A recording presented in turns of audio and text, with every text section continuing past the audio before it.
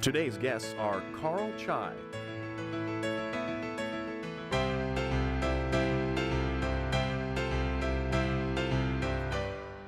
and Martin Quigley.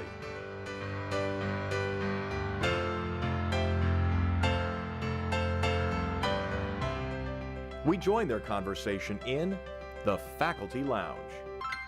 Cellular causes of hypertension. And back then, the system that we investigated was a class of serine proteases. Again, similar types of What is protein. Hypertension? High blood pressure? High blood pressure, absolutely. And that's a cellular cause? There is like a cellular hormonal, cause. a hormonal trigger or something? I mean, Just high about blood everything you pressure. can think of, because blood pressure has many, many levels of control, or by saying that blood pressure has many, many levels of control, Right. you can almost immediately sense that if you have so many levels of control, sort of like how government works, and you also have so many levels where controls can be missing, Right. or out of control. And so in that sense, just about everything you can think of can affect blood pressure. Right. But specifically, the lab I worked in was looking at a class of serine proteases, or a subfamily of serine proteases, which are called kallikreins.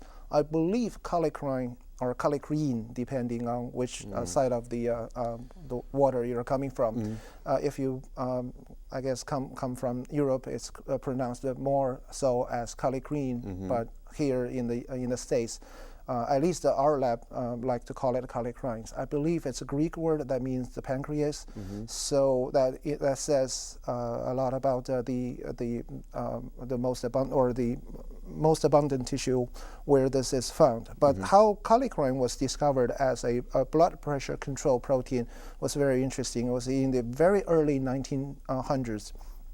A group of German scientists discovered that if you, I believe, give human urine to dogs, you can lower dogs the blood pressure. Injected or ingested? I believe it's injected. Must have been injected. I don't remember the technical detail in that regard, okay. but So human urine lowers blood pressure in dogs. in dogs, right? And then they wanted to find out what does that, or what component in what's the main component in human urine that has that effect. Uric And, acid? no, actually, we don't produce uric acid. Birds do. Oh. We have urea. So. Oh, I forgot. Yeah. Yeah, that's right. Yeah. So, I guess, a long story short, after many decades of evolving research, I would put it, it was said to be a protease given the name of human urinary kallikrein, or we call it HUK. And in the mid-90s, when I was a senior graduate student, the lab recruited a new graduate student from China. And I don't think there was any element of hazing involved in this story. Hazing? But yeah, well, it would when I give you the full story, it would have that appearance. But I don't think there was any intention in that regard.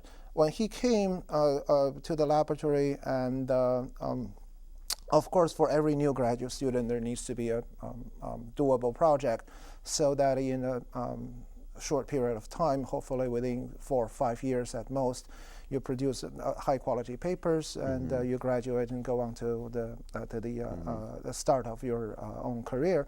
So. In search of a project for him, and also with the very, I guess, scientific-sounding idea that it would be hard to imagine that, given the fact that human urine is a very complex fluid, that only HUK or something that simple single-handedly can have that much of a blood pressure controlling effect. After we just said that blood pressure is controlled at so many levels by so many different things that it's very difficult to imagine. Otherwise, you would be able to find the single most important element and essentially cure hypertension. But we all know hypertension can not really be cured. Right. So. This actually, as a matter of fact, he was also a Chinese student we all have English-sounding names just so that we are able to associate it with our colleagues better than having them going through the difficulty of pronouncing our original Chinese names that are spelled with English alphabets, but we really don't follow the phonetic rules at all. So so this student, his name is Jack, and Jack Yu is his last name. He came in and we said, well, we don't believe HUK is the only thing that's doing it, and we think there's got to be something either different or similar. Let's start with the similar part of it. So we have collected 20 or maybe 200 liters. I think it's between 20 or 200 liters, but that sounds impressive enough in either case, of human urine, and was donated by the male professors of the biochemistry. Like one big barrel of it? Or yes, huge one container. huge barrel from multiple sources? From that doesn't sound real scientific, but anyway. Right. So you had 200 liters of pee. Yeah. So that's a pot of raw material. And on the other hand, not literally on the other hand, but on the other hand, in a separate vial, we have from a infertility clinic donations from anonymous, obviously, donors, about 200 mils, which is a 0.2 liter. If you imagine, that would be half of a Coke can. Right. Okay. It's a seminal fluid. Okay.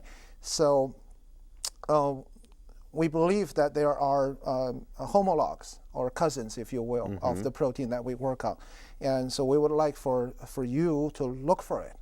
And so he said, oh, 200 liters of urine or 20 liters of urine, 200 mils of seminal fluid. I'll take the seminal fluid. Okay, so he did a really, really outstanding biochemical work that resulted in the discovery of this protease. But for the longest time, okay, this protease was not given enough attention because Jack graduated, and in the lab there were other projects, and everyone was really intensely focused in their own projects, so nothing came about. And then in '96, I had a change of heart, so to speak, or philosophical difference in terms of what I want to pursue in my future independent research career. And I don't know whether my opinion was right then or even right now, or should I reverse the order of stating that anyway. So the change of heart was, I really don't believe that cardiovascular disease would be the disease that I devote my research career on, and I want to do something that's more challenging in one regard, and less of a personal fault for the people who really don't take care of themselves. But it may be too extreme of a view. In my opinion, back then was much of the cardiovascular system's problems suffered by people are preventable. Yeah. You know what? Exactly. Yeah. That may be going a little too far in stating that. No, it's true. This is America, for instance. We'd rather transplant a new heart into a damaged patient. And we've spent a lot of money on surgery after the fact, and very little, relatively, on prevention before the fact. Exactly. So here you were. Okay, let's stop trying to save the people who can't take care of themselves. Exactly. And so you went into cancer. Which was my new target. But I wasn't trained as a cancer biologist, and so it was a challenging road, a rather long, challenging road. And you chose this protease? I needed something to switch field with, and that was. But incidentally, I'm pleased in a sad sense, I guess, to read from either today's newspaper or yesterday's newspaper that cancer has overtaken hypertension or cardiovascular diseases as the #1 killer for because we're living longer, I think, and so the effect of cancer is showing now, So I needed something to go outside of the hypertension research field, and but I can't really go too far because I wasn't trained as a cancer cell biologist. So I needed to focus. So in I guess biomolecular or biomedical science research. Career development, and there are two models, And I think the two models are still valid. One is that you follow a disease, whatever that works on the disease, and you get your hands on and try to figure something out. Right. Okay, but only if you are from graduate school to through postdoc trained in that particular area, then you wouldn't know what to do. I was more or less trained as a genotyper, or a person who look at the genetic makeup of patients who suffer from cardiovascular diseases. In other words, my training field was really, really narrow. And I knew a little bit about the biochemistry of the serine proteases and their inhibitors and so on and so forth. So I couldn't really follow the disease model. I really needed to go with the other model of career development, which is follow a protein. So then the story becomes, or the idea becomes simple, and I but needed not so glamorous, right? Isn't it more glamorous to follow a disease? Not really. No? If you follow a protein, and if you're lucky enough that a protein is important enough to the entire field of biology, or at least the mammalian biology. But you don't know that. Well, I think we have a small sense that it may be just a dumb luck, simply. But at the time, the decision was simply made by a routine like such.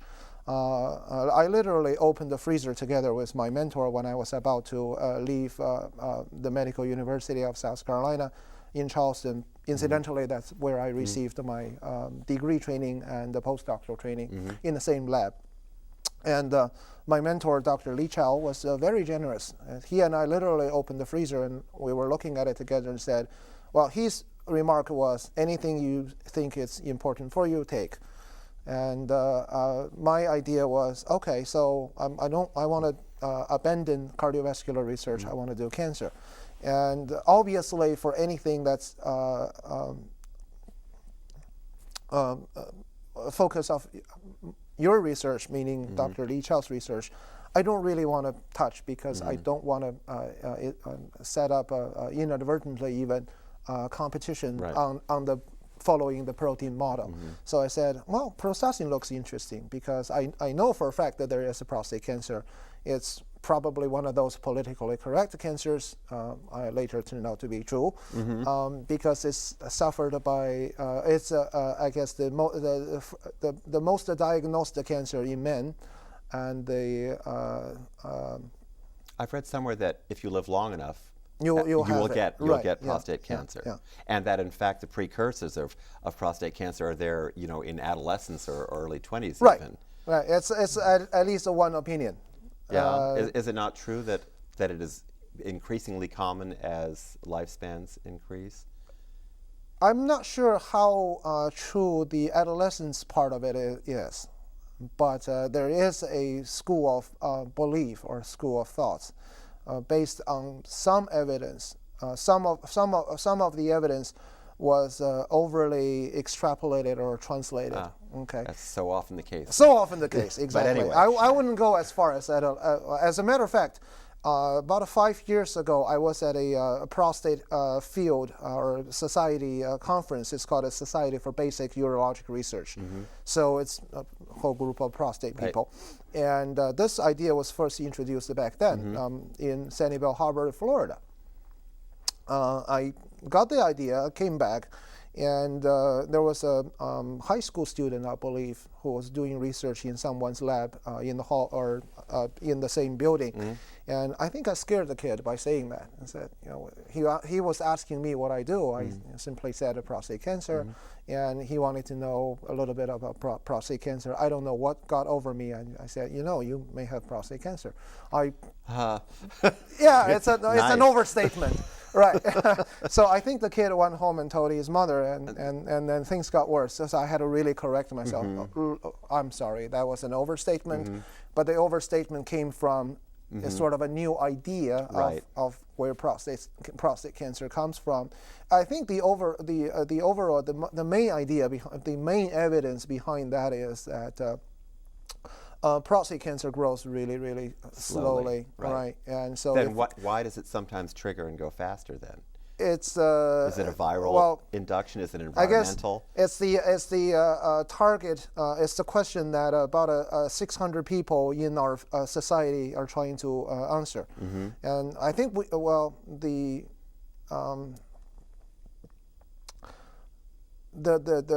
current state of the art is that we know enough of it to deal with the ones that do turn up growing fast.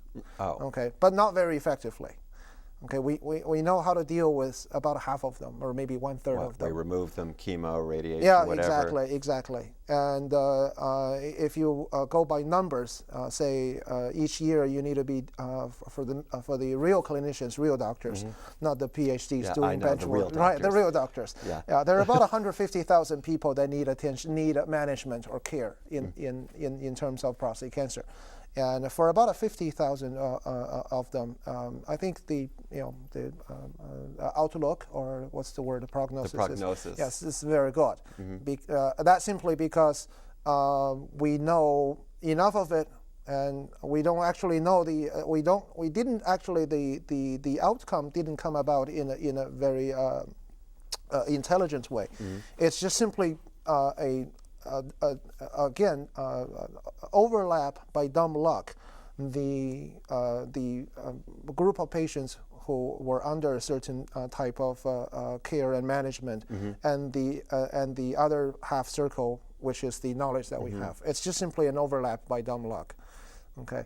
Well, that brings me to another question. Is the treatment of prostate cancer specifically treatment for the cancer that occurs in the prostate, or are all cancers more or less similar in their development and therefore respond similarly to the same kinds of treatments? So if you have breast cancer as opposed to prostate cancer, you can do chemotherapy, and as I understand it, chemotherapy stresses the whole system, and that the cancerous cells are more vulnerable to that stress and can be suppressed sooner than the healthy cells, and that's really kind of a rather crude treatment, right, to attack the entire system, hoping that the cancer cells die sooner.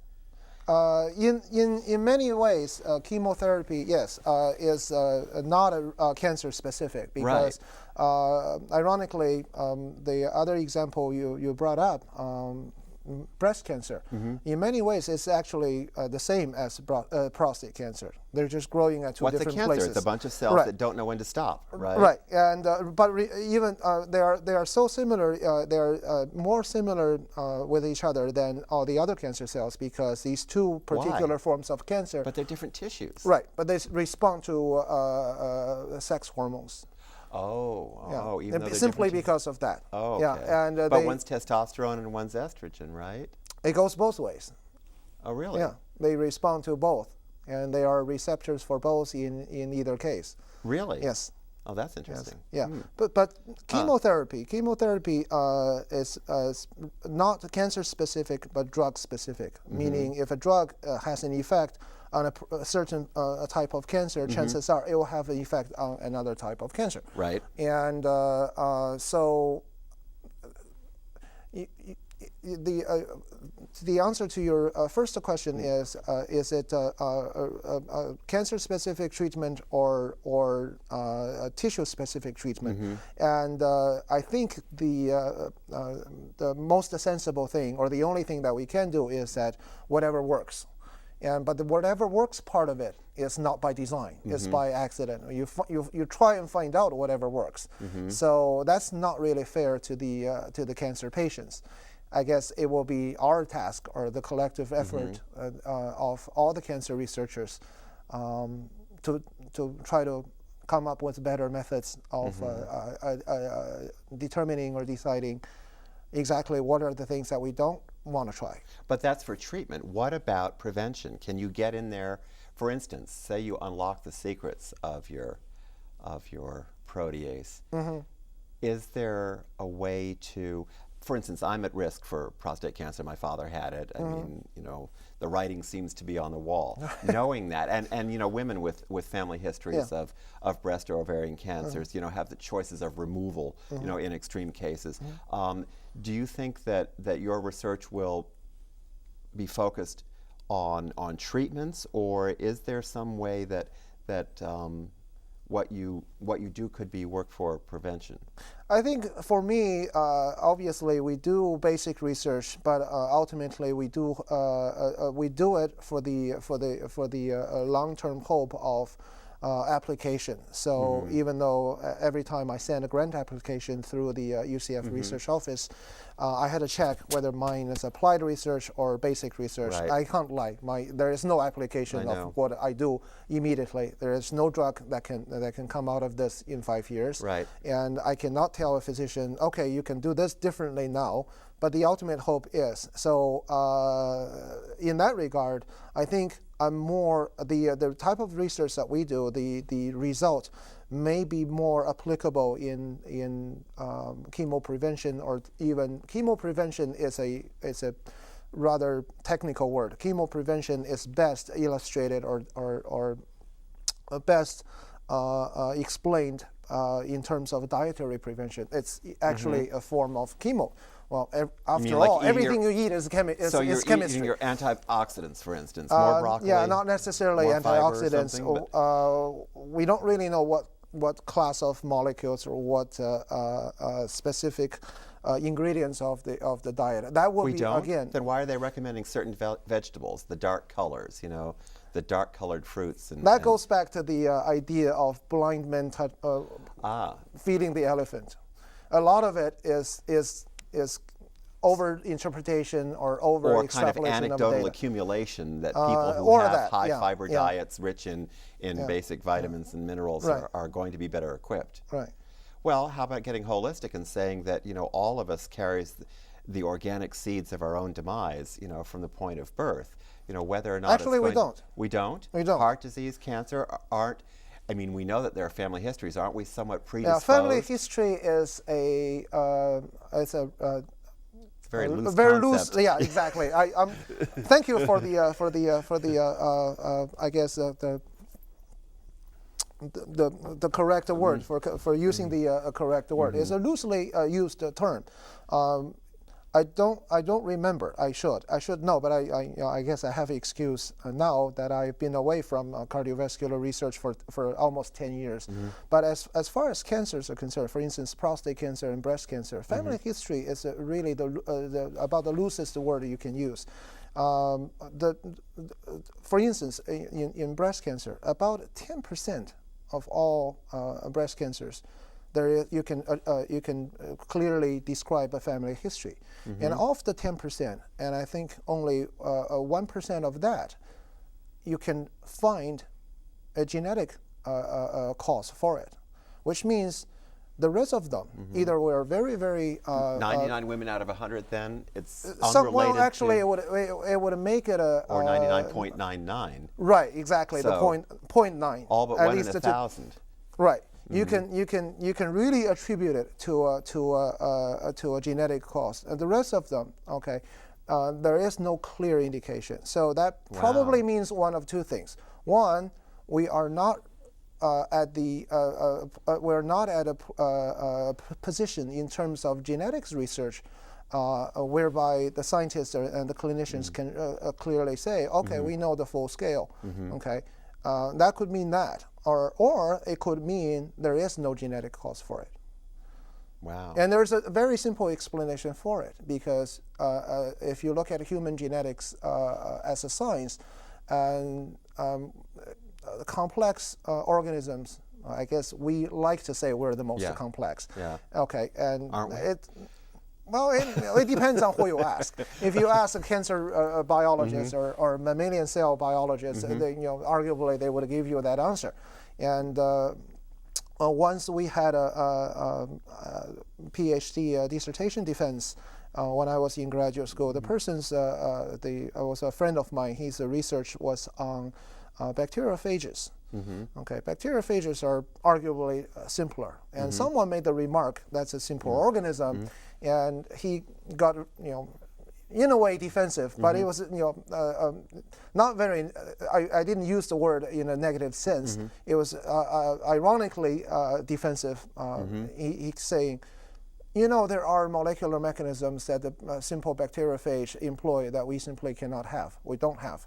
We wish we would have. Okay. So in that regard, simple or complex it depends on who you ask, right. and it depends on the particular molecular or cellular processes that you're looking at. So it's context as usual. But in terms of human genetics, okay, well, arguably we're very complex. Right. It may not be the most complex. But at the whole organism level, I think the argument is less so, or less intense. We simply don't accumulate deadly diseases. We just simply don't. Because when you're looking at an individual person, okay, and this person is after birth, so you, right. for instance, you and me at this moment, we have gone through college, graduate school, and career development. Before that, it was childhood, and before that, it was birth. Okay, Right. there's a whole a lot of events lead up to birth. If you accumulate deadly genetic diseases, so to speak, many of them don't see birth. So which means they will not pass on. Right. Okay. And that's actually very, very not very difficult to understand, or to go back to the original discussion, why only a very small percentage of breast cancer patients you can find a gene that you can Is that the blame. same for prostate cancer too? So, It's probably so. you It's think- even worse you think because this is you've heard of BRCAs, the Yeah. breast cancer specific genes, Right. Right, and they are the